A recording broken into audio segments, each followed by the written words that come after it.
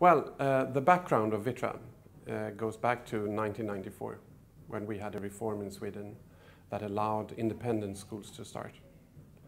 And it was also a result of the curriculum that we had as a new curriculum back in 94 that gave schools and teachers great freedom. So we still have great autonomy in Swedish schools. And this is kind of the background for Vittra.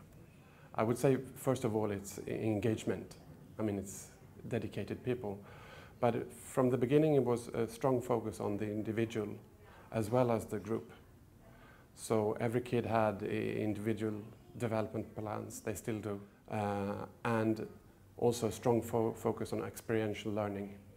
So we had a whole system of working in case studies or projects and things like that. So it was a combination of group think and individual think, and an emphasis on a pedagogy that was involving the kids' own experiences. The way we run our schools is trying to fulfill some simple promises. I could just mention one of them, which is every child or every student should come to their own right. Promise number one. And the fun thing is that we are working with these promises in like the Buenos Aires version at school number 16 now. And the idea is to involve the child or involve the student, because what we know is that motivation is behind success. I think that is what has kept me going through my professional life. You need to have a model that doesn't tie teachers up like this, but you should specify output in a positive way. It's great to see that this actually works also in Buenos Aires, so I'm quite happy.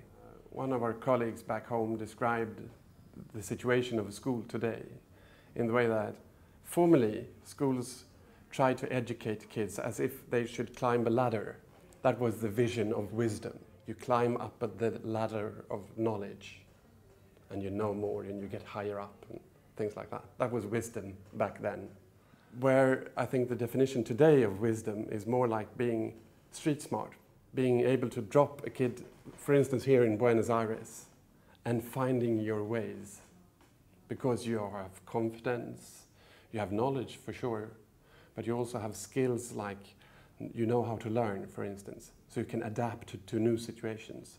So that's kind of a neat definition, I think, of wisdom that we find in the links between the curriculum and what we call the promises. Because we have a similar situation in Sweden where the curriculum is so detailed and so many words in short that you don't see the forest for all the trees. And we have to simplify in order to get to action. This is something we do back home, but we certainly see it at the school today, that go from words to action. It's about cooperation, but it takes skill. You have to know your curriculum to be able to do this translation from words to action. But at the end, I think we will succeed, and we also talk a lot about evaluation. When I think of teachers, I think it's the most beautiful profession on earth.